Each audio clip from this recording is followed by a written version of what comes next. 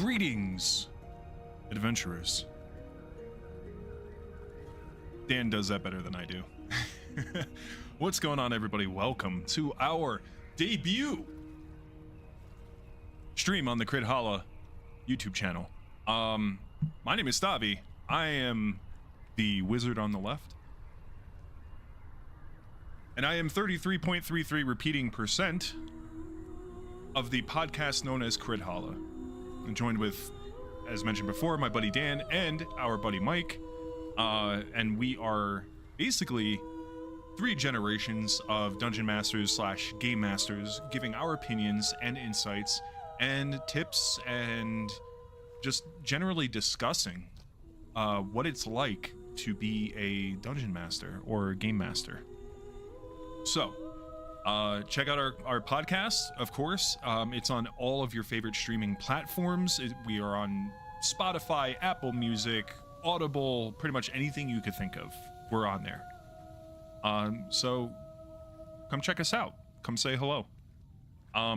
For today, though, we're doing something that I haven't done before. And in our last episode, which we recorded, but I don't believe it's up at the time of this live stream, I started talking about solo role-playing games, and there's so many of them out there, and you know there's so many systems that can be adapted to work for solo. Like there are countless compendium books that exist on DriveThruRPG and the DM's Guild and stuff like that for 5th edition, for Pathfinder, Starfinder, Traveler. I mean, you name it, there's something out there. Old School Essentials, Dungeon Crawl Classics. Like, there is so many different adaptations of normally group-oriented tabletop RPGs that work for solo play. And then you have games that are designed specifically with solo in mind. Some of my favorite ones that come into mind are Pencil Town and Pencil Village. That's really fun, especially if you're into like city building and stuff like that. There's also Ironsworn. Ironsworn is kind of heavy, though, I'll admit. I never really got too deep into it, but it always looked really fun to play. And maybe one day I'll get into that too. But and there's so many out there. Please, I implore you, if you want to scratch that RPG, that tabletop RPG itch, and you don't have a group to kind of join you, and that can be difficult, you know, getting a group to meet on your schedule, on their schedule. Look at tabletop solo RPGs. The one that we're playing today is a bit of an enigma. Not really. I mean, it does a lot of things really well. Today, we're doing a live stream of an actual play of The One Ring, 2nd edition, by Free League Publishing, who also do the Alien RPG, and I believe the Blade Runner RPG also. The Alien one looks really cool. I'll pick that up at some point also. This RPG, however, does something really cool. It has both a actual group focus, you know, for playing with like a group of people, and it also has what's called a Strider mode, and it's official. Like the Strider mode is official by the creators. At least I believe it is. I'm looking at the credits right now. Sean Tompkin and Matt Glick.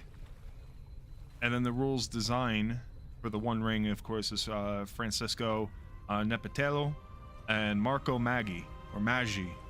Maggi? Sorry if I'm butchering your names. But those are the creators of The One Ring, and then they have specifically a solo mode in mind, which is what we're doing today. Anywho, just as a sort of pre-game kind of disclaimer, I am still really new to The One Ring. I have started lore mastering with a group of people using the starter set. which takes place in the Shire specifically, and all the characters are hobbits, and we haven't really gotten into combat. We haven't really gotten into like fellowship phases or anything like really kind of crunchy that makes this game very unique compared to other tabletop RPGs. So that being said, I may get a lot of the rules or mechanics wrong during this live stream, and if I do, please let me know in the comments. If you're here joining us during the live stream, let me know in the chat, hey, Stavi, that's not how that works. It actually works like this. Here's the page number. It explains it better, because I may get hung up on certain things. I do have this wonderful cheat sheet here for the second edition, which goes through everything from character creation to starting patrons to weapons. It explains every aspect of the character sheets, how dice rolling works, injuries, combat and injuries, how council phase works, fellowship phase, eye awareness, and treasures, and so on and so forth. Hopefully I won't need all of that. I did also write I typed up a smaller cheat sheet for myself to kind of figure out the combat situation, because it's not difficult, it's just different, right? I'm used to roll a d20. Do you hit their AC? Yes. No? If you do, roll damage, and then that's it, and then you go and you initiative changes, right? This game is a little bit different, but it definitely hones in on the feel of Tolkien's work, which, as you guys know from listening to our podcast, I cannot understate how much I love Tolkien's work. So that being said, allow me to introduce you to our player character. We are playing as a high elf of Rivendell by the name of Turion. He's about 2,719 years old, born in 241 of the Third Age, son of Turndil, son of Finrod, house of Finarfin, third son of Finwë, if you're into that sort of lore. Now, I understand some of you lore people are going to be like, well, hang on, Finrod didn't have children, he died. I know, this is where I'm kind of suspending that bit of disbelief. Basically, our character and his father are distant cousins of like Galadriel, and then subsequently Elendil and Elrond and Elrohir and all that stuff. Like, all the elves are basically one giant family tree, right? But yeah, I wanted somebody who was born at the dawn of the Third Age, and funny enough, he was actually born the same year that Arwen was born. So Arwen, at the time of this game, is 2,700 years old. The game takes place in the years between the conclusion of The Hobbit and the beginning of the Lord of the Rings tale. There's about a 60-year gap between The Hobbit and the Lord of the Rings, and that's when this takes place. But don't let me explain who my character is. We have a special guest here who can describe Turion and sort of set the feel, the theme, if you will, of our playthrough. So, why don't we let that person explain, and then we'll hop right into the game. By the way, we're also using the Foundry virtual tabletop.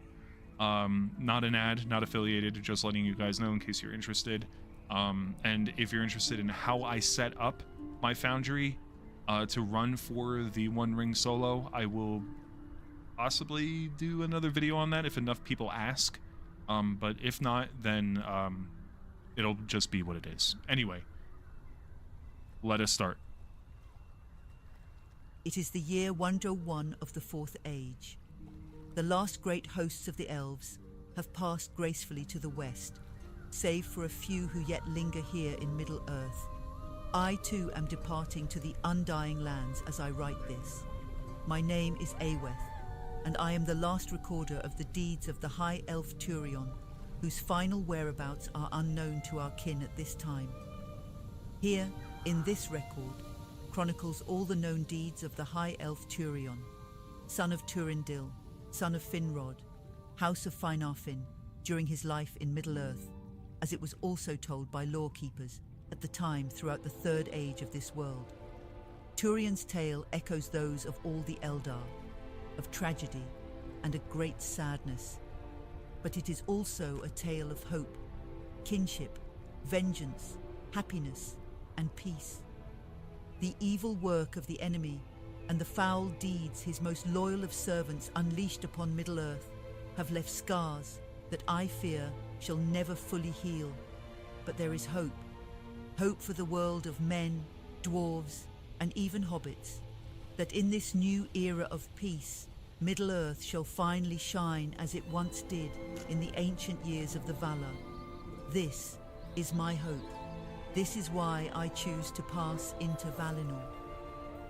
Turion's tale begins in the early years of the Third Age, which can be recounted from the following list of dates which these events have transpired.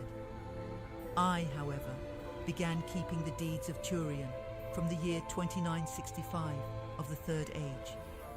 At that time, I was a scholar under Lord Elrond Half-Elven in the lands of Imladris, in the very halls of Rivendell. Of all the lore I was tasked with keeping, it is Turion's tale that I cherish the most, as this was when the world began to change, and would change forever.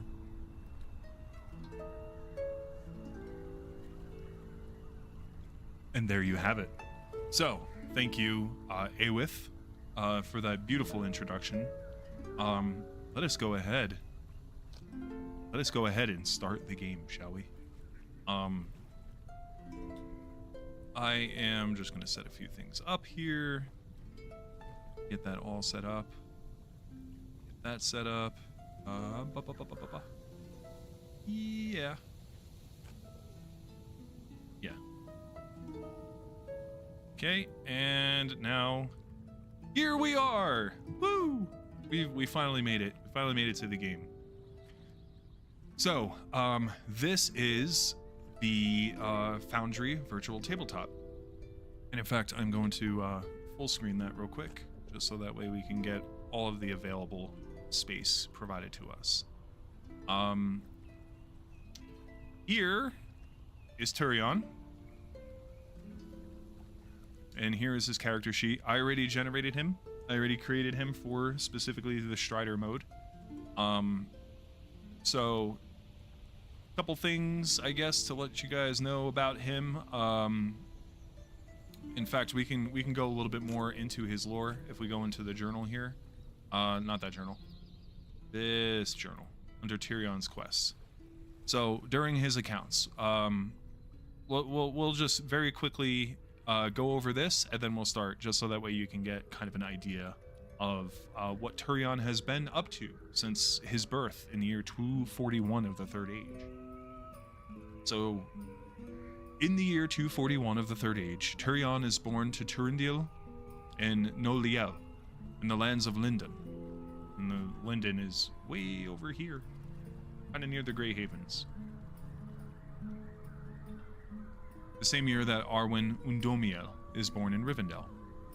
In 267 of the Third Age, Turion, Turindil, and Noliel depart from Lindon and journey east with a company of high elves seeking refuge in the last homely house of Rivendell. 299, Turindil, the father, is slain in battle along with a company of elf scouts investigating rumors of the enemy seen in great numbers near the Attenmoors. In the year 437 of the Third Age, Turion, so a couple hundred years later, Turion avenges Turindil's death by destroying a hidden enemy encampment south of the Attenmoors, slaying a great orc chieftain and his forces. Of course, he didn't do that alone. In 588 of the Third Age, Turion accompanies a fellowship of elves seeking to depart into the west. The year after, Turion and the fellowship reach the Grey Havens, and those elves depart into Valinor. Year after that, 590 of the Third Age, Turion spends the next few decades with the Rangers of the North in the lands of Arthedain, hunting down scouts of the enemy that were seen in the area. In 630 of the Third Age, Turion eventually returns to Rivendell. A few hundred years later, in 828, Noliel departs Rivendell for the Grey Havens, In 830, 2 years later, Noliel passes into Valinor. She left kind of early. The heartbreak of Turandale being slain, and it weighed heavily on her heart, and so as a result, she decided that she wanted to depart into Valinor to heal herself of that grief. In 1000 of the Third Age, Turion resides in Lorien for a while. In 1110, Turion returns to Rivendell at the request of Glorfindel for a secret mission. In 1142 of the Third Age, Turion, Glorfindel, and a company of elves return from their secret quest victorious. The deeds of that quest were never spoken of, and therefore were never recorded. In the year 1298 of the Third Age, Turion and a few elves visit the Blue Mountains to seek fellowship with the dwarves, to hunt down the enemy who has been laying traps along the paths to and from the Blue Mountains. So down here in the south, near the Shire, and up here as well. It's kind of just been all up and down this area.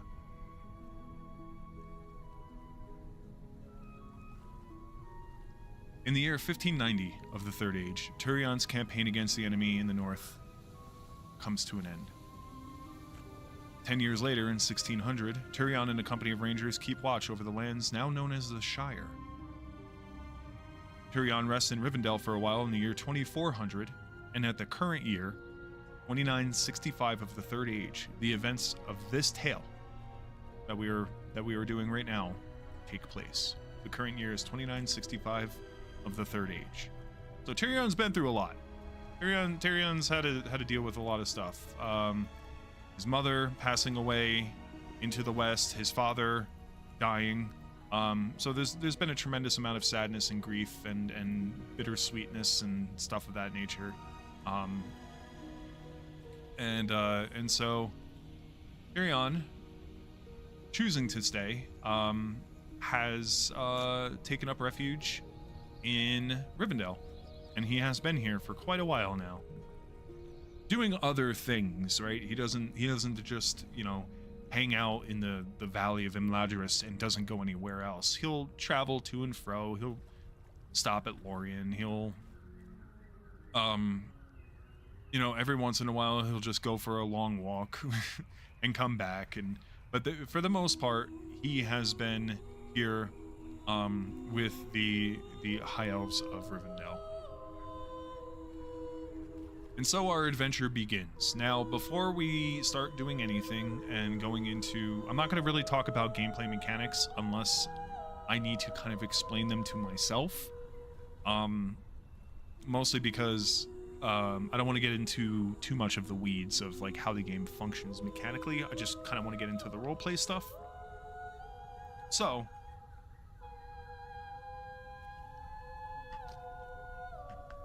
that being said,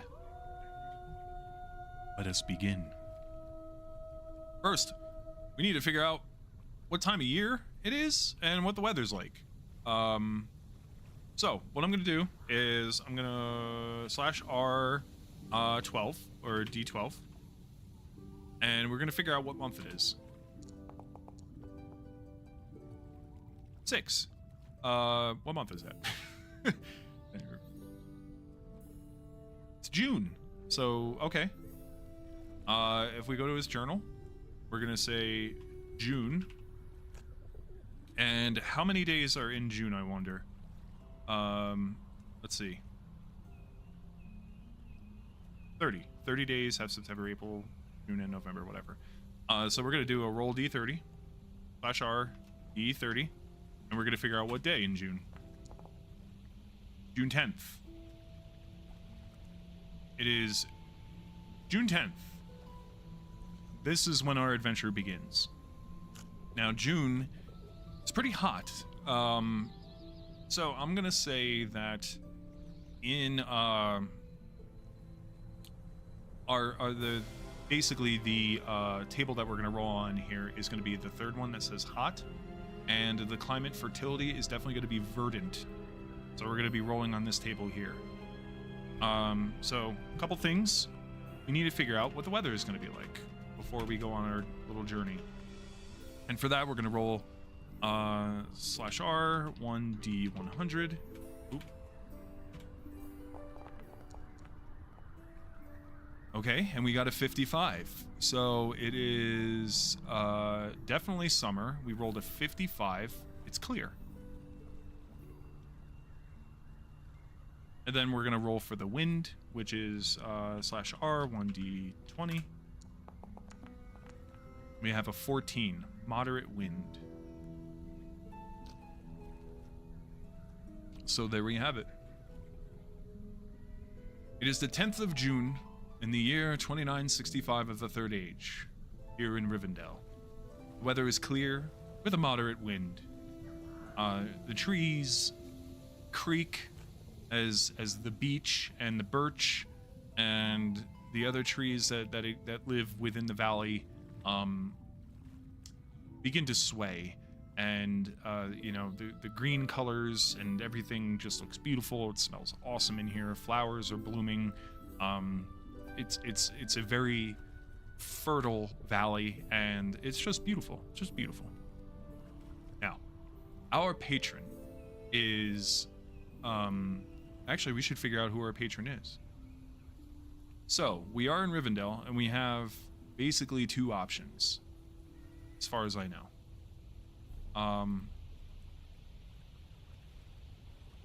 We have a book on patron quests. So we're going to go ahead and open this up. This document was provided to me by the One Ring Discord. Somebody recommended this for solo play, and I forget who it was, but whoever you are, you're a champ. I appreciate you. So Wilderland, we're not in the Wilderlands.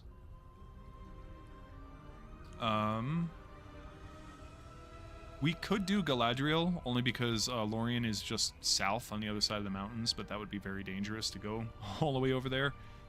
So we're not going to do that. We're not in Rohan. We're not in Gondor. Eriador. So we have basically two options for being in Rivendell. We have Elrond and we have Glorfindel. I don't think we have anybody else. Oh no, Gilraine also. Aragorn's mother would be somebody that we can receive quests from. So I'm gonna roll a 1d3, and if it's 1, it's Elrond. If it's 2, it's Glorfindel. And if it's 3, it'll be Gilraine. How did I know it was going to be Gilraine? It was the one person I really didn't want.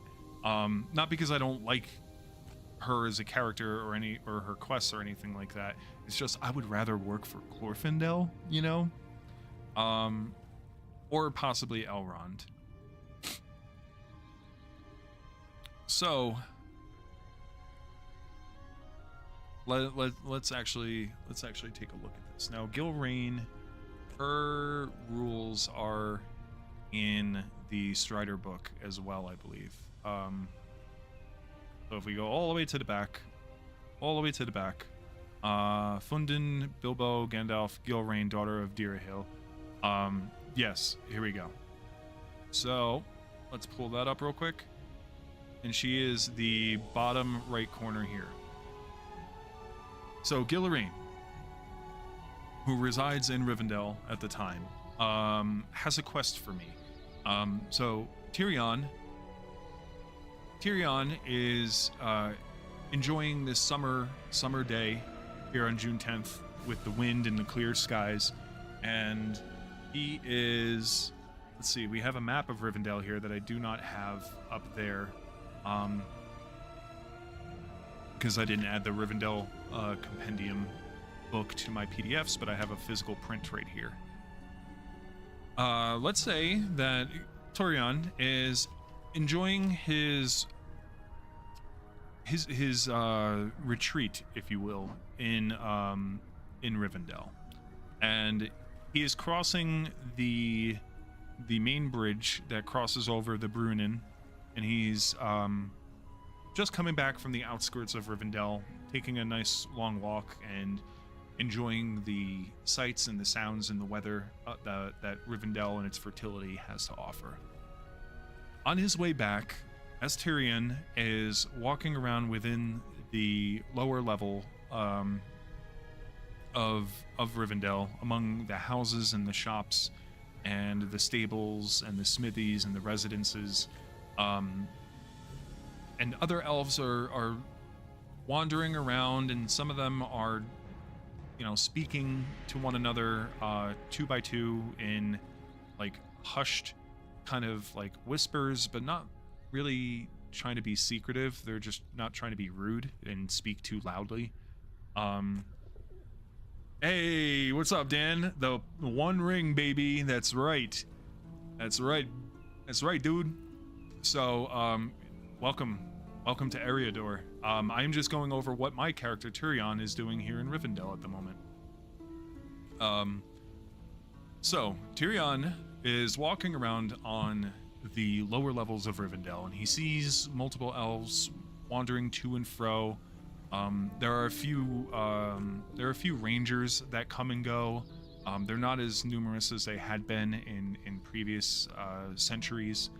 And sitting on the fountain in the center town square, if you will, of Rivendell, just below the House of Elrond, is a sorrowful-looking woman. She is veiled in she's clad in like this regal-looking blue dress, and she's cloaked in like this gold inlaid kind of veil, and she's looking down into the fountain. And as I approach to go into Elrond's home, she looks up and she calls out to me, knowing who I am, and she says, "Turion."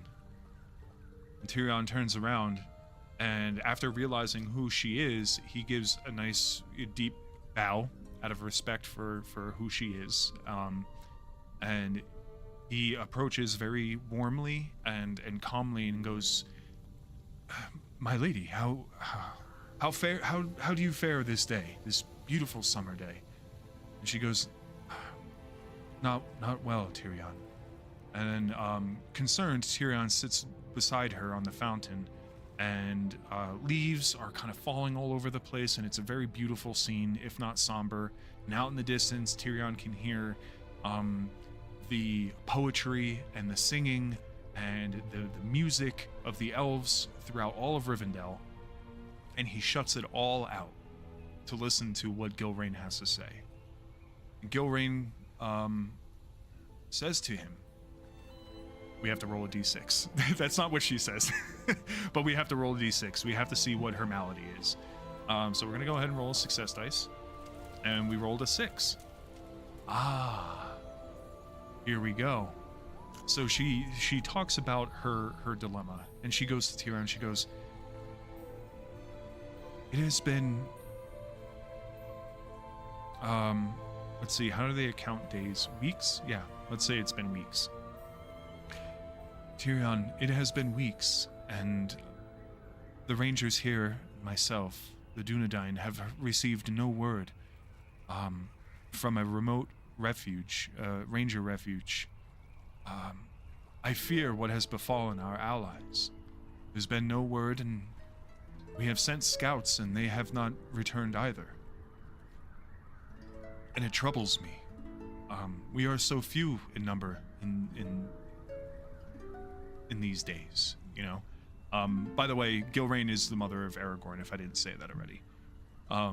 So her concern is that somewhere there is a ranger refuge out in the wilderness, presumably tucked away, sort of like a safe haven in the darkness, that rangers know how to get to. And it's almost as hidden as the valleys of Rivendell itself. And so the fact that they've heard no word from this refuge in a while sparks concern. So, what fate has befallen our allies? So let's go ahead and type that. So under the journal, we're going to say quest. Gilrain has not heard from a remote ranger sanctuary somewhere in the wild for nearly, let's make it nearly a month. What fate has befallen our allies? So that's the quest, right? We basically don't know what's going on, and she asks us. She says, Turion, could you please go to this sanctuary and discover what has befallen our Dunedain? And of course, rewards and gold and stuff like that is not necessarily like a big deal in this game, right? It's not about greed. In fact, greed is the antithesis of what it means to be a good person in Middle-earth. You can actually earn shadow points from being too greedy. I mean, it happened in Eriador, so... also, just to make sure, yes, my microphone is on. Okay, just making sure. So... Yes, she says, you know, it would mean everything to not only me, but to the Rangers, the Rangers everywhere. And don't worry, I hear you. Well, I appreciate that. Thank you. So I ask her, and now we have a couple of tables that we can roll on. Okay, so if we go to tables, this is basically how the lore master or the game master works in the Strider mode. You have to determine for yourself whether or not something is like absolutely certain, or if it's unthinkable, or anything in between. There are fortunes, you know, the risk of it, journey events that happen. Like basically there's an oracle table or a series of tables that you roll on, and that determines the outcome, and the story kind of tells itself, and it's a lot of fun. And of course, you know, rule of cool matters. So like if you roll something and it doesn't really fit with the narrative that you're kind of thinking would work better, feel free to ignore the roll and just decide what happens, you know, because it is your game after all. You are the solo player. So now I'm gonna ask her, I kind of want it to be down here. So Ost in Idhil, just near Moria, is the original capital of Eregion, back in God, a long time ago. In fact, the original hobbits that crossed over the mountains, the Stores, who ultimately wound up settling in the South Farthing of the Shire, many centuries later, spent a lot of time in the Swan Fleet down here. It's a series of deltas, and it's marshlands, and it was very, very nice. And then there was like a plague, and they were forced to leave, and yeah, there was like a whole thing. But I would like for this ranger outpost to be somewhere in the Eregion region. Close to Tharbad, close to the Redhorn Pass. It's a very dangerous area, Moria, so like there's probably a lot of enemy traffic that kind of happens down in this region here, between the Glanduin and Loudwater, and the Misty Mountains, of course. So I am gonna say that the outpost, the Ranger Sanctuary, is somewhere out here. Where it is, though, that's a good question. So we're gonna ask her, is it, and it's gonna be middling, right? Is the sanctuary closer to Moria, or is it closer to Swanfleet? So this is how this works, right? You roll a d12, or in this case, a feat die, and we're asking her, is the sanctuary closer to Moria? roll a feat die. If the answer is yes, the answer is yes if you roll this or greater, right? So I'm gonna say it's doubtful. Let's see what she says. Right. So I roll less than 8. I rolled a 2, so it's not over here. It's closer to Swanfleet. So my guesstimation is that it is going to be in the Swanfleet region. I'm going to say that it is just along the river of the Horwell, tucked away probably in this little corner right here. It's in this hex, somewhere in this hex along the river. Oh, you know what? Let's make it right here. Or right here. Right in the river delta, where it veers off, the angle as it's called. And yeah, Loudwater, the Fords of Brunnen, and then the last bridge. So it's right here in this delta. So, and I say to her, yes, of course, my lady. It would be,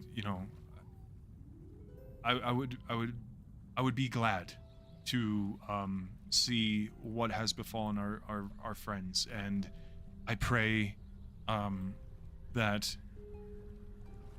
all is well and there are no complications, and I will seek a not a solution, well, maybe a solution, but basically he's going to seek what's going on there and make it right if he can, and report back as soon as he can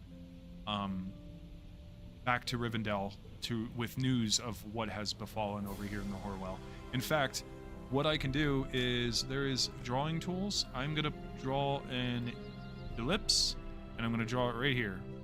Boop. There it is. There it is, dude. And we're going to double click that, and let's see, we're going to fill it with pattern. Oh, no, not with the pattern. We don't want it solid either. No.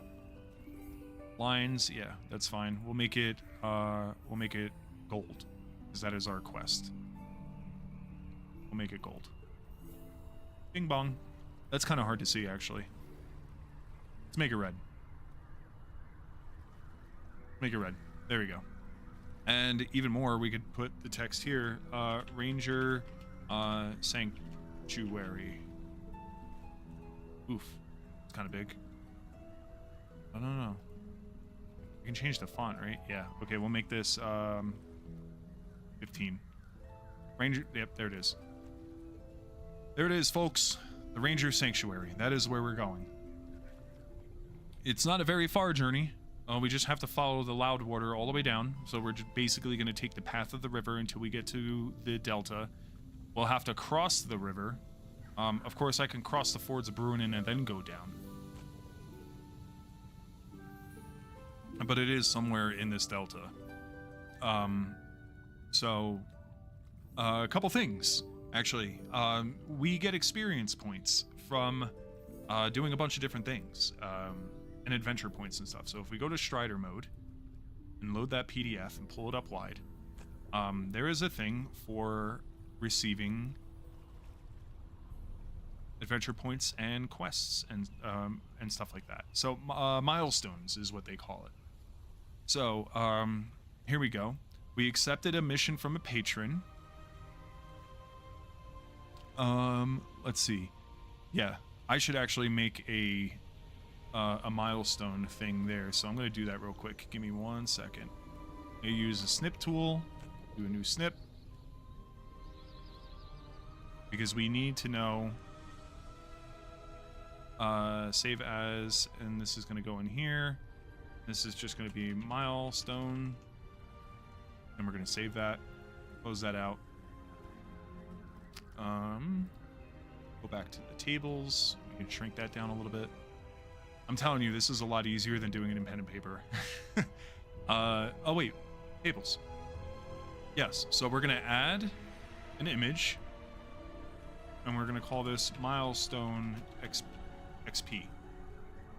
Create a new. We're gonna open the path, choose a file, and This is under Games, Foundry, Snipped Images, and we are looking for Milestone PNG, and we're going to select that file and save the entry, and bada bing.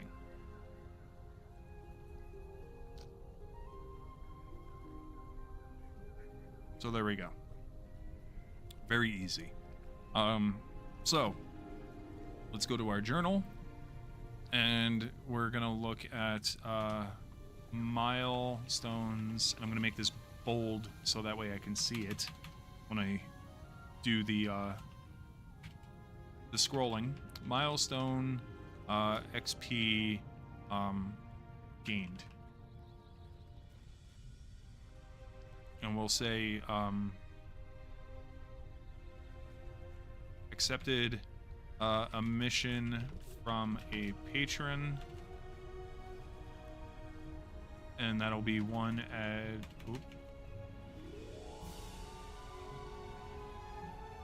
adventure point.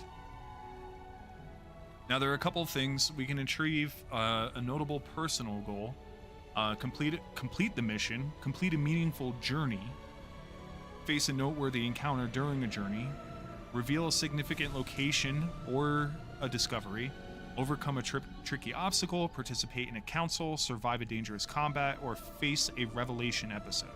So there's a lot of things that we can get XP for. And once we do, I believe it's the fellowship phase, that is when we're able to allocate our XPs and stuff like that. So we got one milestone gained here. So that's the weather, that's the quest, and that is what we are getting. So she requests that I set out immediately. We can't tally too long if they are in danger. We must get there with haste and discover what has become of them. Blah blah blah blah blah. Whatever. So yes, I steal myself and I get myself ready. And let's just make sure that all of this is taken care of, that we are correct in our character sheet. Valor and wisdom are 1. I am a warden, by the way. That is my calling. Warden has shadow lore, which is kind of cool. I created all of this myself also, by the way. Not the character sheet, but like all of the distinctive features and the descriptions.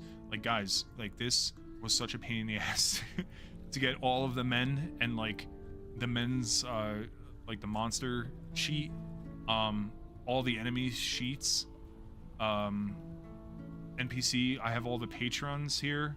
Oh yeah, here's Gilrain. Here she is. So if you wanted a picture of her, I wonder if I can make it bigger. You can't. But that's her. She is wary, she is fair, and she's stern. So that's we're just gonna keep her like down here, or maybe we'll keep her right here, just so that way we remember that she's our patron up in the corner. So that's a little bit about me. I got full hope. My load is at 14 because I am wearing a corselet and a helm, as well as a bow and a sword. The sword is not equipped. Well, is being on your back counting as equipped or at your hilt? Or not the hilt, the your waist? I'm gonna say yes.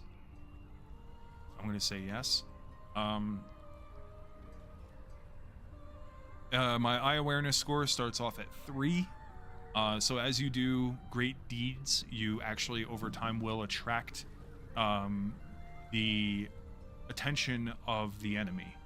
Like the great eye is always watching, that sort of thing. So for being a high elf and a couple of other reasons, my eye score starts at 3. And under notes, I start, because I am prosperous, my standard of living for being a high elf, I start with 3 useful items. And I have Miravar, which halves the total days needed to heal a wound, rounded up. I brought a hook and rope, which is going to help me with travel. and I brought a couple of maps, which is going to help me with my explore skill checks. And these are all my skills here. They're set up in different columns because the DC, or in this case the TN, that you have to beat is the attribute directly above it. So song and awareness for some reason is under strength, but that's how they set it up. Insight, healing, courtesy, travel, that's under our heart, and wits is like your ability to persuade or confuddle people with riddles, or be able to do lore things, whatever. So I said I wasn't going to get too into the weeds with the rules, but I figured I'd just give that a quick heads up as we proceed. So we set out for Rivendell, and now we have to determine the journey path. Set a journey path connecting the point of departure to the destination. Record it on the journey log, counting the hex containing the destination but not the departure. Okay. So we don't count this. So we're going to go from here to here. We're basically following the river the entire path. Now, I wonder if there is a way where I can... Ah, there we go. Perfect.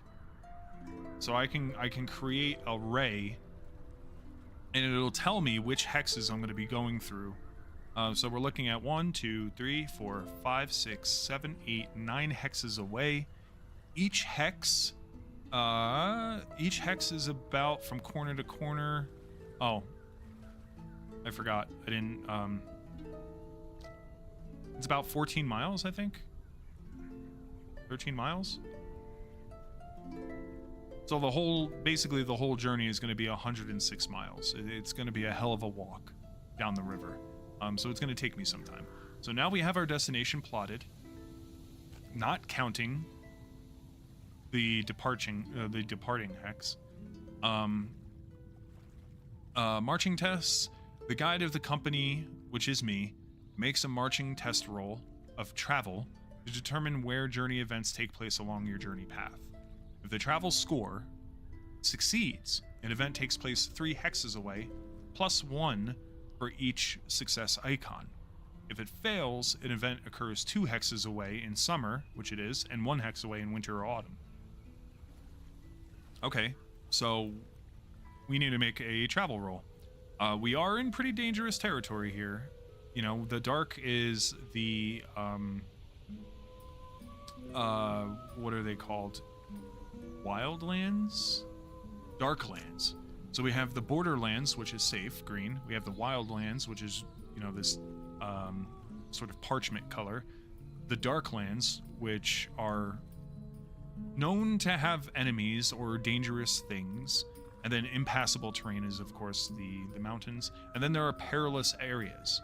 So you'll notice the Trollshaws are perilous. A high pass, of course, Moria, the Redhorn Pass.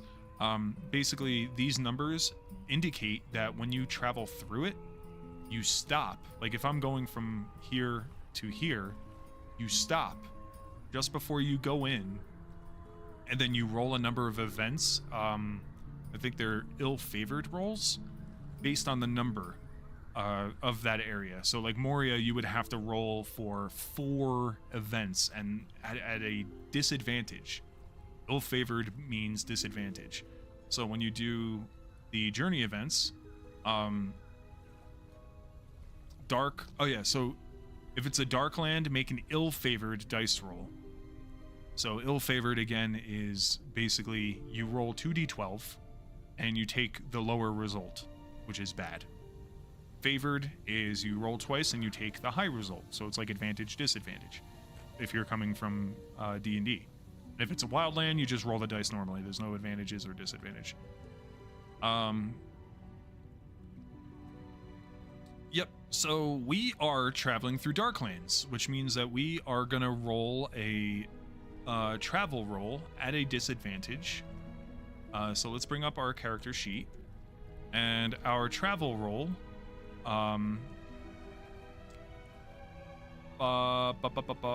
is right here.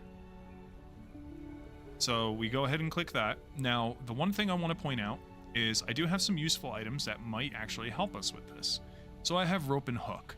Let's say that I am traveling along the river and I have my bow at the ready, and I'm being very careful, and I'm scouting the area, going southwest, and maybe the ground gives way on the banks of the river, I use my rope and hook to pull myself out of the river, so that way I don't just go all the way downstream past the Grey Flood and into the Bay of Belagar. Like, we don't want that. So that, I'm gonna say, in this case, is gonna afford me 1 bonus die, and then we're gonna go ahead and roll. I'm not gonna use any hope points.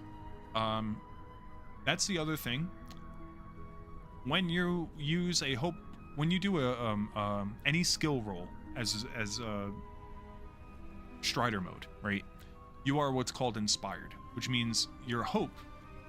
Again, I'm going into the weeds, and I'm sorry to do this, but this is my understanding, and I need to tell myself this, otherwise I'll forget the mechanics, because I'm still trying to learn the system.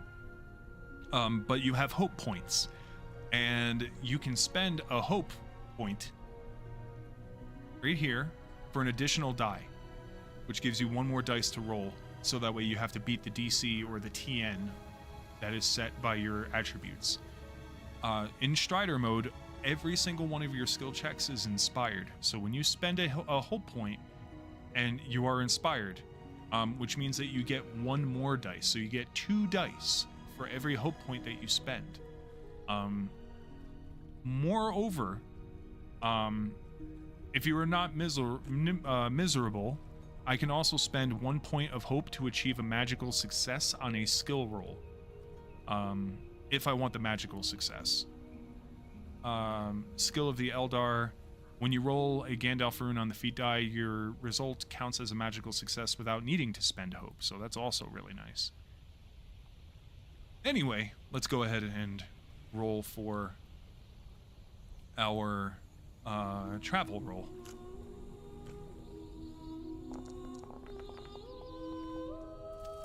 Great success, and in fact, I got a magical success from rolling a Tengwar. So my first event is going to happen 3 hexes away. So 1, 2, 3. This is where the first event's going to take place. But if we look at the tables, because I got a special success, I can use one of my success icons, or the Tengwar, to get one of the following features. I can gain insight, gain additional information not necessarily related to the task at hand, but that doesn't mean that it can't be. For example, helping a sick individual with a healing roll, you discover the trace of poison. Or you may spot a sentry while sneaking into a ruins with a roll of stealth. Go quietly. You achieve your goal noiselessly or without otherwise attracting any attention. Make haste. You complete the completed task in a shorter time, about half the expected time. Widen influence. You can influence more than the specific number of subjects originally targeted by the action, like in heartening or insight, but that doesn't apply here. You can build advantage, which is something that I like to do. You carry forward your success to improve your position or confidence for a related task. Gain 1d on your next skill roll. On a related task, though. Or cancel a failure. If playing co-op with other players, you may help another player who has failed within the scope of the same skill roll. The failed roll is considered a normal success. So that doesn't apply. This is not really going to apply. I'm going to say that I gained insight. Okay? Also worth noting, 1, 2, 3. Great. Also worth noting, each hex takes a day. So it's been 3 days. So now we are at, let's set a heading, and this is now June 13th. Weather, we're going to roll for weather again, and then we're going to see what the event is on that particular hex. So again, It is hot. It is verdant because we're near the riverbank, so we need to roll a 1d100 and see what the weather is like today. 90. Ooh, it's cloudy. And in fact, I have something that could really set the mood here. So if I go to here, right-click on Eriador, go to Configure, go to Ambiance, I can set it to Fog. Ooh. Isn't that cool? You can also set it to raining, you can set it to snowing and all this other stuff. But it is a cloudy day. A cloudy day. Cloudy. And let's roll for the temperature. Or the wind. It's a light breeze.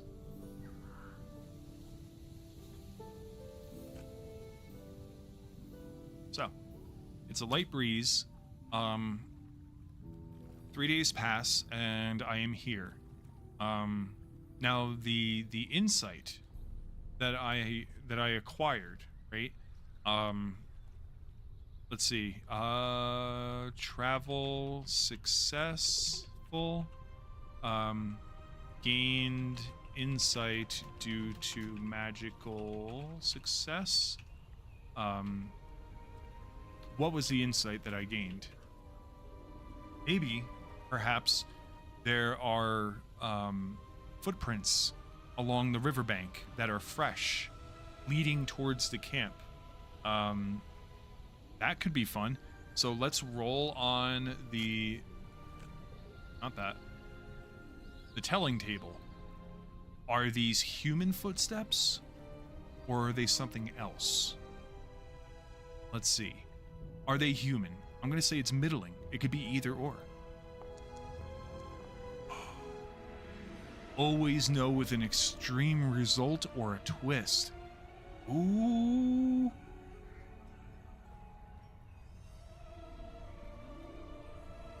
Okay, I don't know what that could be. Let's roll on the lore table and figure out what that is. So for that, you roll a feat die and figure out what it is. So that is feat die 3, and then we're gonna roll a d6 3 times. Discover dreadful greed. Discover dreadful greed. And the telling table, let's see. Found, the insight is found footprints, not human, with a extreme result or twist.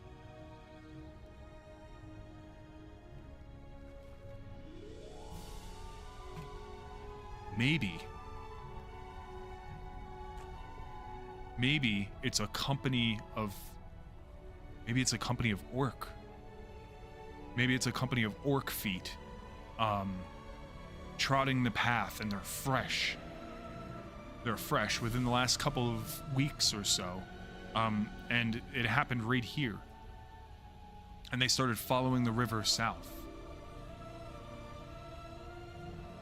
But discover dreadful greed. What could be the greed? What could be the dreadful thing that I discover?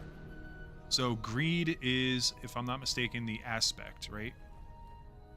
Lore table 2. Oh, greed is the focus, so it is the thing. The aspect is that it is dreadful, and the action is that I discover it. Greed. What could be greed?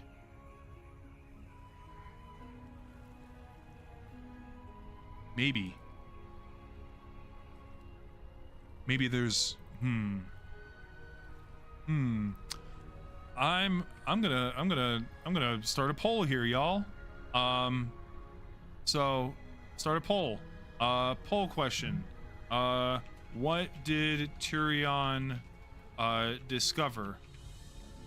Or maybe this should be a Q&A, actually. But What did Turion discover? Obviously, it's going to be orc feet, right? But what was dreadful? What greedy? What thing of greed have I found that was dreadful? Dead merchant, freshly slain. A small chest of gold covered in a small bloody chest, like sunk into the riverbank. What are other greed items? Maybe a dead orc with gear removed. And if you have anything else, feel free to type it out in the chat. But I'm curious to see what everybody thinks. Also, we need some traveling music. Region and Lothlorien. Yeah, that'll work. And we'll loop that. So, I'll let that go for a little bit, and we will see what becomes of that. So I have a poll up right now if you guys are interested. We've found footprints during our travel here. Maybe we crossed over the river, and on this side of the river, we gained some insight because of a successful magical roll, and that insight included footprints. We knew that it wasn't human, with an extreme risotto twist. So I'm saying that it's a company of orcs. It's orc feet, and they've been traveling, and it's fresh. Have they been traveling during the day? Have they been traveling during the night? Because only the Uruks are basically able to not have the sun affect them. And when we crossed over, we found a thing of greed that is dreadful, and we discovered it. So let's see what people vote on. I'll give it some time, and I'll pop up again and see what that is. So we're right here. Let's see. Oh, somebody voted a dead orc with its gear removed. Interesting. So we know that it is orcs, and we know that... Okay, yeah, let's end that poll. That's good. So, okay. This is what we found. Dead orc with its gear and, with its equipment missing. Dead orc with its equipment missing, and he's just laying there in the wet, muddy banks of the river. It looks like maybe there was a battle that took place here. Maybe there's a couple of arrows sticking in the tree and in the grass nearby and in the dirt. Maybe there's like trails of or spatters of blood in different places. Like maybe people got wounded here. Maybe there was a battle. So I'm gonna say that the conclusion was there was a battle between orcs and question mark. We do not know. So now it has been 3 days. So that's nope. That is 1, 2, 3. And now an event happens here. So we discover this, and then an event happens at the same time. So for that, we're gonna roll on the table, and we're gonna do journey events. And since we are in a dark land, it's gonna be ill-favored, which means that we're gonna roll 2d12, and we're gonna take the lower result. So let's roll 2 of those. Okay, 4. A mishap. So we're going to look at the journey tables, and we're going to look at mishap, and we're going to roll a success die and see what kind of a mishap. 3. there's an obstructed path here. Okay. Journey, event, mishap, obstructed path. With awareness roll needed to spot a way around. So this is what I'm picturing.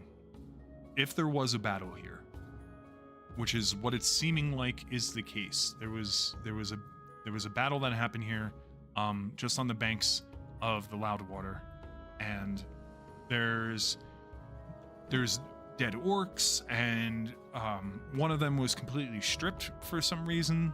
His weapons, his armor, his food, anything that he had on him was taken, which would tell Turion that somebody is desperate. One of the two sides is desperate. Either the orcs are desperate and they're short on weapons and they're short on armor and they're short on food, or conversely, whoever it was that they were fighting was short on weapons, armor, and food.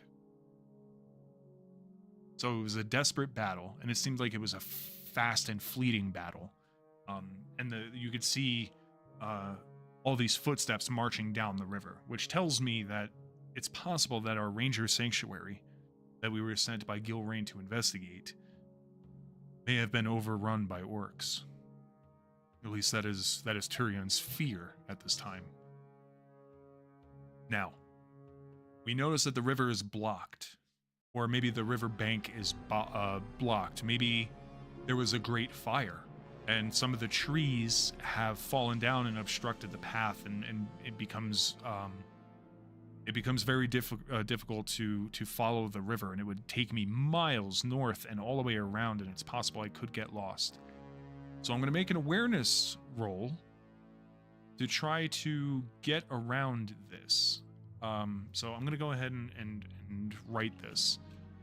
What was the obstruction? A fire decimated the surrounding trees, causing massive trunks to fall over and prevent access down along the riverbanks. Okay, that's our issue. So now we're going to make an awareness roll. I don't think I have anything that helps me with awareness, just travel and explore. So we're just going to go ahead and roll awareness. This is favored. So this is something I haven't gone over yet. Basically, a favored skill, if you are favored in it, grants you advantage. You roll 2d12 or 2 feat die, and you take the higher result plus any number of success die equal to the pips. I think I want to use a hope point for this. I think I want to use a hope point, and we are inspired, so that's going to give us 4 die to beat 13. So let's go ahead and roll. Whoa, dude. So that's pretty amazing. We got a Gandalf rune. We got a Gandalf rune, and we got a magical success. Now, there are a couple things that we get for... So we already... When you roll a G rune on a feat die, your result counts as a magical success without needing to spend hope. Okay? You can spend 1 hope to achieve a magical success. So we got 2 magical successes. Because one of the dice that wasn't a magical success automatically turns into one. Passed check with G rune and 2 success icons. So what does that mean for us? What happens when we get a G rune? Well, there is something called a fortune and misfortune table. I believe that this is exclusive for the Strider mode. But effectively, if you roll a G rune, it's a fortunate thing, and you can roll to see what that fortune is. And if you roll an Eye of Sauron on a skill roll, then it's ill fortune, and you get to roll to see what that misfortune is. So we rolled a G rune, and we got 2 magical successes. So let's roll on a feat die once more and see what that fortune is, because we passed with like flying colors. 3. An enemy inadvertently reveals their position. Ooh. Wow. The story literally writes itself.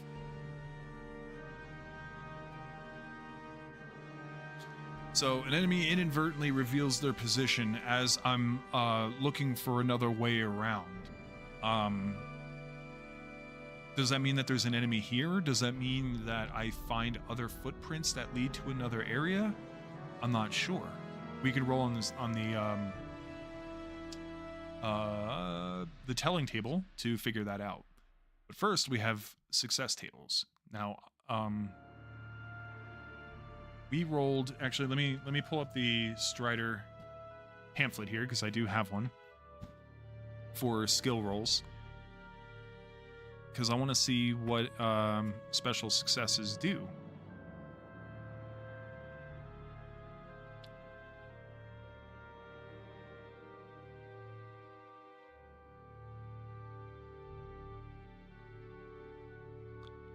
Okay, it does say that I'm able to choose one of the options listed on the skill special success table for each Tengwar that I roll.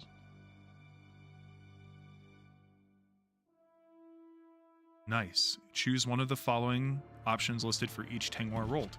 Okay, so I'm able to choose 2 of these. Let's see. Special success.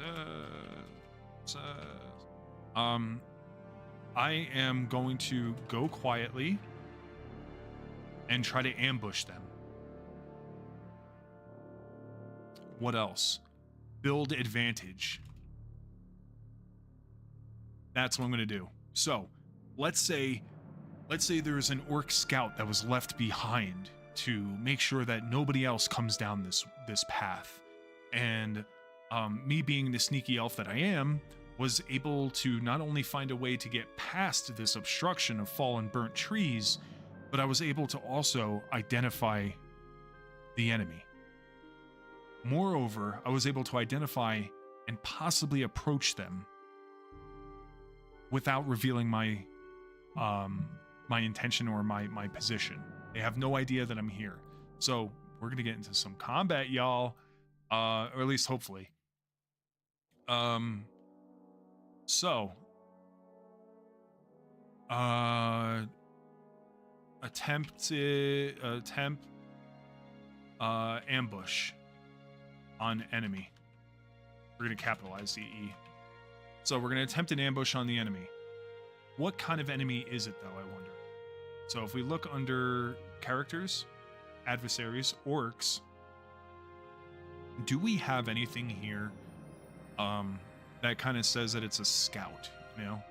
Like, would a bodyguard be there? Just a regular orc guard? Would it be an archer? Probably an archer.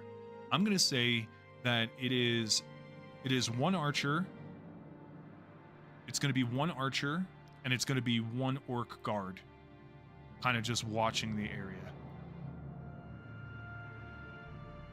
And it's foggy out, and they're using the trees as cover, and they're not in direct sunlight, so they're not necessarily like burning, but they hate being out here. So let's go ahead and get ourselves a goblin archer and a orc guard, and we're gonna open up their character sheets and put it to either side, so that way we have sort of like, you know, this sort of deal set up. Now, surprise. This is how surprise round works. If the players are ambushing the enemy, all players must make a stealth roll. If any player fails this roll, the enemy cannot be surprised. So, we're going to go to Turion, and we have 1 thing in stealth, or 2 pips in stealth. I'm going to say that because I Also, I go quietly and I build an advantage. I'm going to say that that advantage is going to grant me 2 dice. One for going quietly for the magical success, and one because I've been building momentum. So I'm slowly. So Turion, maybe he hears like arguing or bickering between this archer and this orc. Maybe they're fighting over food or drink, or maybe there's some sort of dissonance in the hierarchy between the orcs and goblins, and they're just, you know, at each other's throat, so to speak. So while they're arguing, I hear this. Turion hears this, and he gets real low, and he has his bow at the ready, and he, with immense amounts of dexterity, kind of creeps around these fallen tree trunks, and he comes up to like this little stone on the riverbank, and he looks down into the riverbank, and he it's not that far down. You could literally just climb up the stone. It's you know, maybe it's like a stone and then some shrubbery in front of it, you know, so it looks kind of like a hidden path. And he peeks over the shrubbery, and he sees this orc and this goblin near the riverbed arguing with each other. So he's going to go ahead and roll to try to ambush them and take them out. On the ground, he also sees, let's say, we should put this in the journal. Turion sneaks around the fallen tree trunks and steps onto a small rock obscured by shrubbery. That is a word, right? Shrubbery. We demand shrubbery. It's saying I'm spelling it wrong, and that's fine. Whatever, who cares? Turion peeks over the shrubs and sees a goblin archer and an orc guard bickering on the riverbed, standing over a slain man. Maybe it's one of the archers, or maybe it's one of the rangers. So let's see if this is a successful roll. It damn well better be. That pass? Oh my god, barely. Oh my god, barely. 16. It's a good thing we rolled that additional die. Okay. Yeah, we passed by 3 points. Okay, so surprise. Now, during the surprise, I believe how it works is we need some combat music, yo. Hold on one second. I'm gonna do some old school combat music. Oblivion battle music. Can't go wrong with Oblivion battle music. Hell yes. Hell yes, dude. So, Turion draws his bow expertly, and he lets loose an arrow or two. I just want to make sure that the music's not too loud. So, the opening volley. When an enemy is surprised,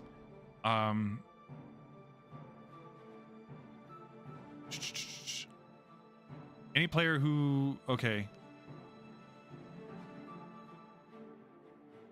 they cannot act during the opening volley and the first round of close combat.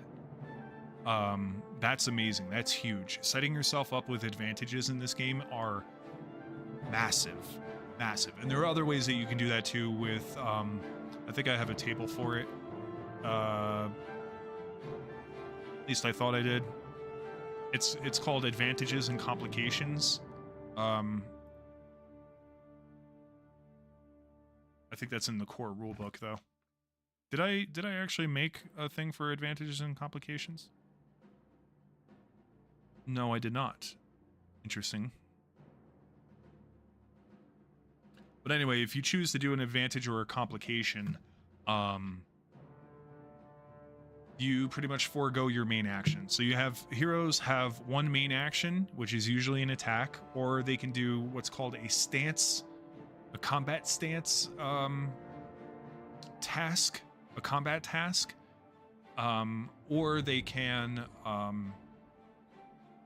try to incur a advantage or a complication on themselves or the enemy respectively. So, and then a secondary action, which is like drawing a weapon or removing a piece of war gear, so that way your load is lower, so you don't suffer fatigue. And oh, speaking of which, we have to do fatigue after this battle.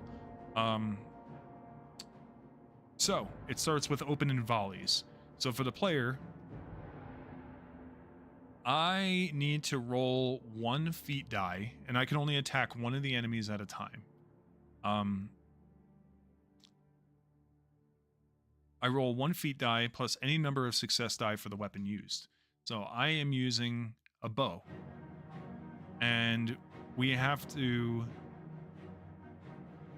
beat my own strength modifier, my own strength DC plus any parry modifiers that the enemies might have.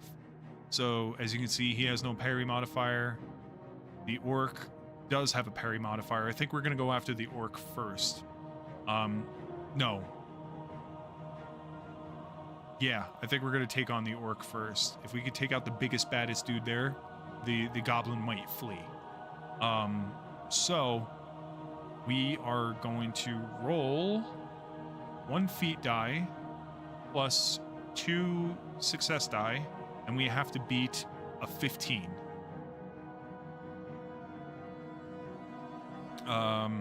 Is there a way to attack? Oh yeah, we could just roll here. Sweet. So we're gonna roll for a bow.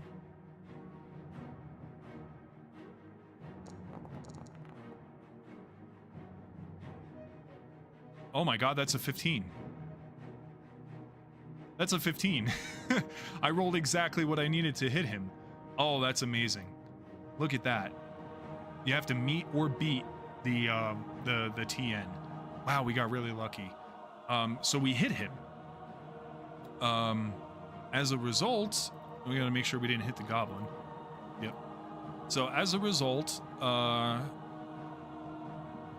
if successful, you drop the enemy's endurance and number of points equal to the weapon's damage. Now we did not roll. Does it say what we rolled? It does. Okay. We rolled a 9, a 5, and a 1. If we had rolled a 10, that could have been a piercing wound, which would have been really nice, or a piercing blow.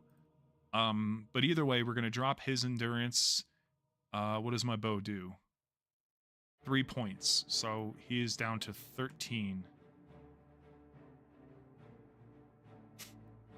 Now, for being in Strider mode, we have a combat stance called... As soon as I find it. As soon as I find it, it's here. I promise it is. I know, I've seen it. I swear I've seen it. It's probably after the success table. Oh, that's the eye. Venturing phase. Complications and advantages. Oh, there it is. Skirmish. That's what it's called. The skirmish stance. So I am in skirmish. Combat in Strider mode operates much the same way as the One Ring core rules, with a number of opening volleys depending on the distance between the combatants, preceding close combat. But for players who prefer bow and thrown weapons, the skirmish stance allows solo players to fight quote-unquote on the move, exchanging ranged attacks while seeking advantageous positions from which to strike. So, I'm in the opening volley is over. And they're unable to move, so I guess I can shoot another opening volley at him, which I might actually do. I mean, or I've never encountered this before. Or I can do the gain ground combat task. Basically, I can try to gain advantageous positions against my foe, ambushing enemies, or firing from an overlook. I have to make an athletics or a scan roll as the main action of the round. On a successful roll, I gain 1d6, an additional 1d6, on my next range attack, plus another 1d6 for each success icon rolled. These bonus dice can be used on a ranged attack roll to escape from combat. It's still not going to change the amount of damage that I do, though, so I don't think that that's really worth it. I think we're just going to get into our combat stance. No, we're going to continue with the opening volley, then we're going to get into combat stance. Because right now, like, I go first, opening volley. They can't go opening volley. Now we're in the first round of the fight, and they still can't act. So I'm going to shoot them again. They won't be able to act, and then I go a third time. I believe that's how that works. If anybody knows any better, please let me know. But so, yeah, opening volley, I ambush them. I attack in the opening volley. They can't attack. Would this make... Yeah, I would get 3 attacks before they're able to go. So I'm going to shoot the orc again, basically, is what I'm saying. So I let out an arrow. And it hits him. Awesome. And I failure. They go, and they can't, because they're still ambush. And then the turn comes to me again, and I'm going to shoot him again.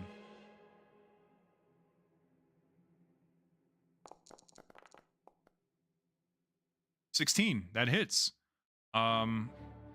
Unfortunately, it wasn't a 10. Again, I would really like for it to be a 10. I could use a hope to get a magical success, but I don't know what magical successes do in terms of combat, like when you hit somebody. I don't know if it does do anything.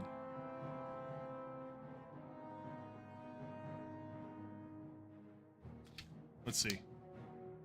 For players, let's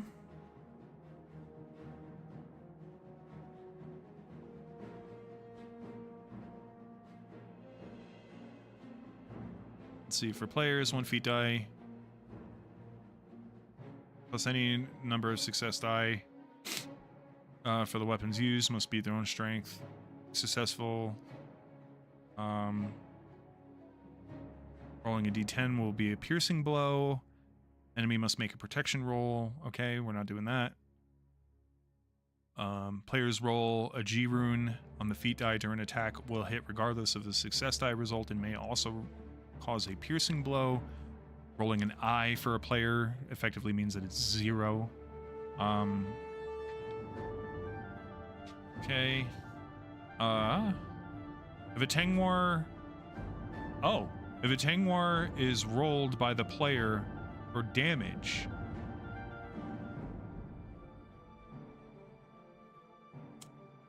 Interesting. Or for the attack. The player can spend the success die to achieve any of the special damage options, and enemies can also do the same. So, special damage. It's on page 144 of the core rules. Let's bring that up real quick, because I might use a hope to make one of those a successful magical success. So page 144.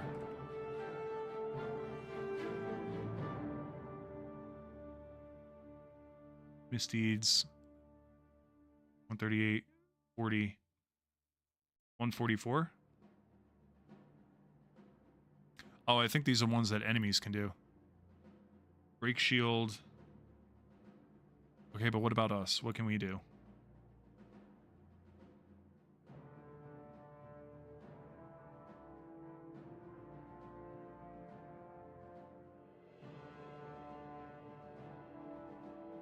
I feel like I bookmarked this, and now I'm upset that I didn't do it right.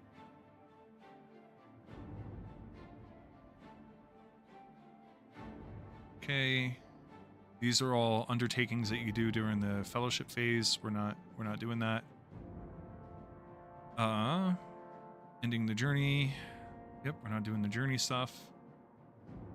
This is all council rules. Here's the complications that I was talking about. We might do those. Let's see. Wounds. Here we go. Heavy blow, fend off, pierce, shield thrust. So I am going to spend... I'm spending a hope point to basically... and let me do that now. Where's my hope? I'm spending a hope point to make one of those that I just rolled as a success with the 16 a special damage. Pierce. You have hit a less protected part of the adversary's body. Spend one success icon to modify the feat numeral die numerical result of your attack, thus possibly triggering a piercing blow. +2 if using bows, and +3... Wait, I'm sorry, what? You have hit a less protected part of the adversary's body. Spend one success icon to modify the feat die numerical result of your attack by 1 if using swords, 2 if using bows, and 3 if using spears, thus possibly triggering a piercing blow.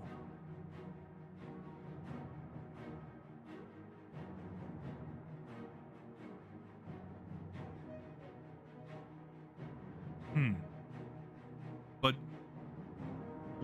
how does that come into effect, though? Possibly triggering a piercing blow. I rolled a 9, I believe, on this. Here. I rolled a 9. So on a bow, it would be +2. So 9, 10, 11.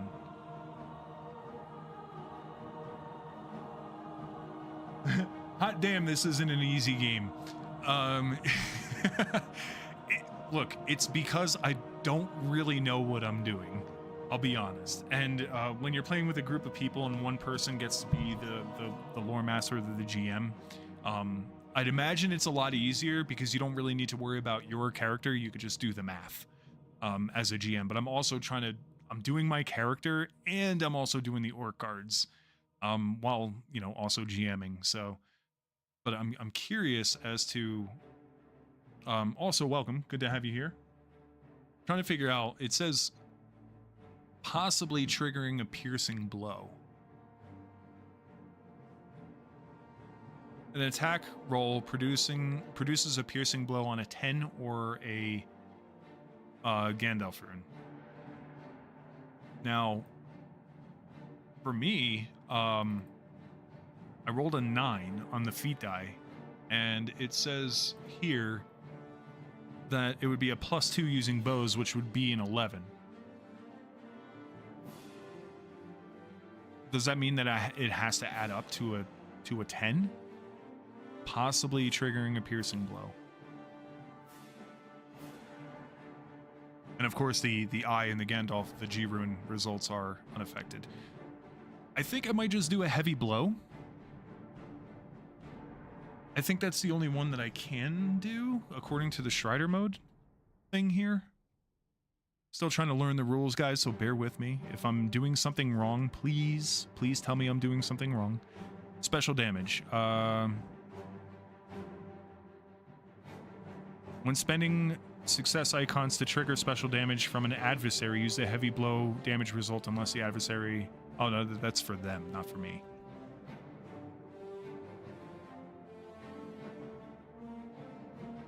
Yeah, I'm just going to use the heavy blow. Because, I mean, if it's not going to equal 10, then it's not going to trigger a piercing blow. So there's really no point. So heavy blow. You have hit your opponent with great force and precision. Spend 1 success icon, which I have 1, to inflict to your adversary an additional loss of endurance equal to your strength rating. Raise the loss of endurance by an additional +1 if you're using two-handed weapon. Does a bow count as a two-handed weapon? I wonder if that's like specifically, like, does it have to say two-handed weapon? I think it means like a two-handed weapon, like a long sword or something to that nature. So by my strength rating, 5. So it'd be, okay. So I use a success die. I hit him. He loses 3 damage plus 5, so 8. Which I believe leaves him with just 5 endurance left. That's pretty awesome.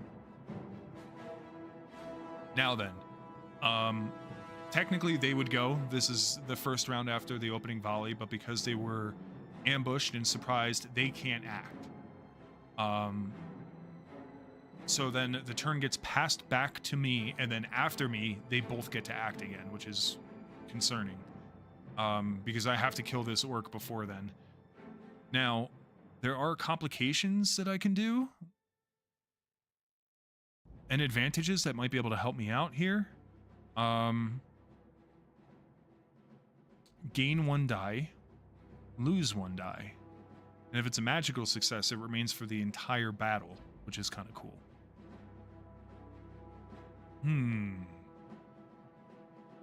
Do I want to do this instead of attacking? I don't think so. I really don't think so.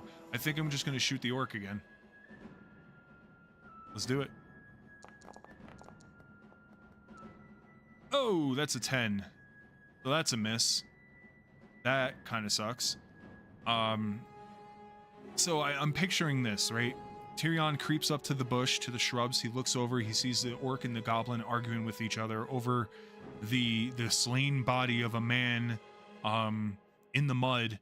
And Turion draws his bow, and before they even have a chance to react, 3 arrows goes flying down from the shrubbery. 2 arrows hit the orc. You know? The second one hitting a more vital spot, right? That one hit real hard. But the orc kind of like shakes it off a little bit, and he breaks the arrows from his chest, leaving the arrowhead still in his chest as like this black, smoky, kind of putrid blood starts pouring down from his armor. The goblin and the orc gain an idea of what's happening, and now they begin their assault on the elf. Now, how it goes is those who are closer, because there are different stances that you can take as combat stances, and it says here that combat stances are where was it? Are in order from furthest back to the front line. The defensive, open, and forward stances are all close quarters, and then there's a rearward stance, which is not in close quarters. Now, the orcs and the goblins and the enemies cannot be assigned a stance. So I think, I don't know if there's clarification on enemies who, I think enemies whose only weapon is ranged can go in the can be like in the back, and of course the enemy is going to use the most advantageous item in their inventory, right? So I think what's going to happen is the orc is going to throw his spear at me.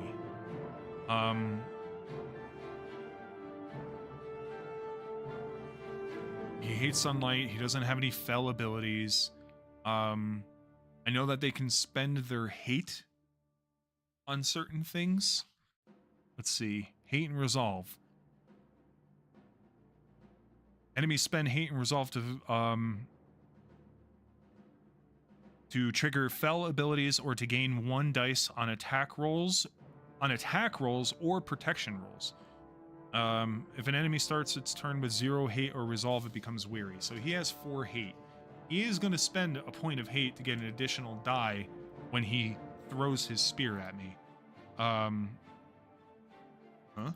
You need to select 1 or more target to attack.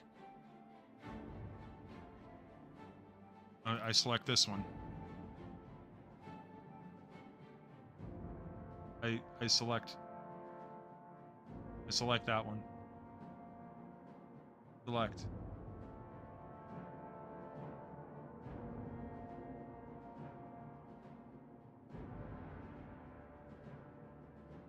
The heck? In any case, it's going to be maybe because he doesn't actually have it installed, or yes? Okay. I don't know how this system works, so we're going to do it manually. But effectively, the enemy is going to roll 1 feat die. And hopefully not get an Eye of Sauron. Oh! He rolls a Gandalf rune, which counts as a 0, which means that his attack misses regardless of how many success die he rolls. So he throws a spear, and it goes flying right over my head. And you hear it kind of land in the grass far behind me. So he is without a spear now. And then it's going to be the Goblin Archer's turn. And he is going to shoot his bow of horn. He is Craven. I cannot intimidate him. He has Orc Poison. Uh-oh. And he hates sunlight. So no matter what, the Orc Poison is going to trigger if he hits me. Period. If an attack results in a wound, the target is also poisoned. Okay. So he is going to roll a enemy die, which is a 2, plus 3 success die. So 1, 2, 3. Oof. So that's 1, 2, 3, 2. So that's 2, 5. I know math. 5, 10, 16. 16 to hit me. Now, when the enemy attacks,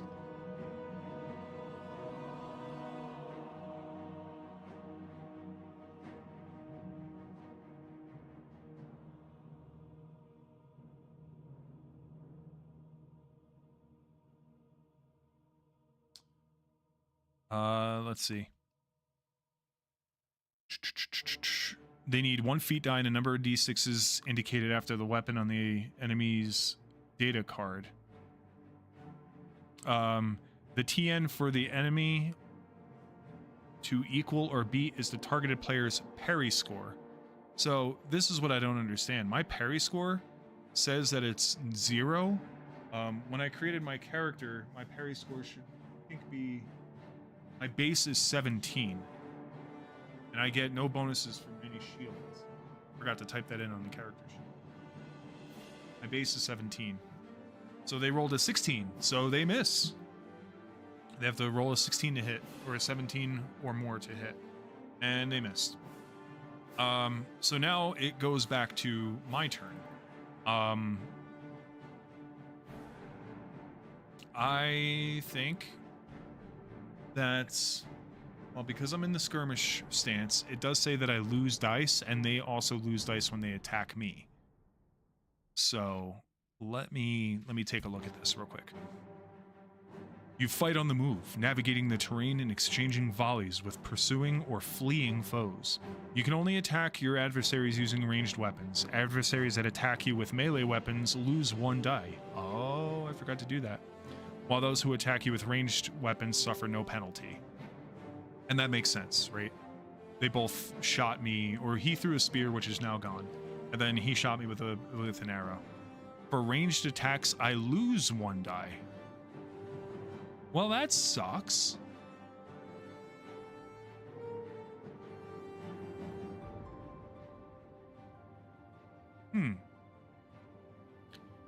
Well, we're gonna do that. I'm gonna lose a die. I'm gonna lose a die, but I'm going to attack them. So I'm gonna roll a bow roll, minus a die, and could do this. I mean, this is not going to be enough to beat a what do I need? A 13? Right? If I roll a 10 on here and a 3 on there, difficulties. Ooh, maybe I'm gonna. I think I'm gonna use a hope point. I'm gonna use a hope point. There it is. I'm gonna use a hope point. So this is gonna drain one of my hope. Right? I'm currently at 9,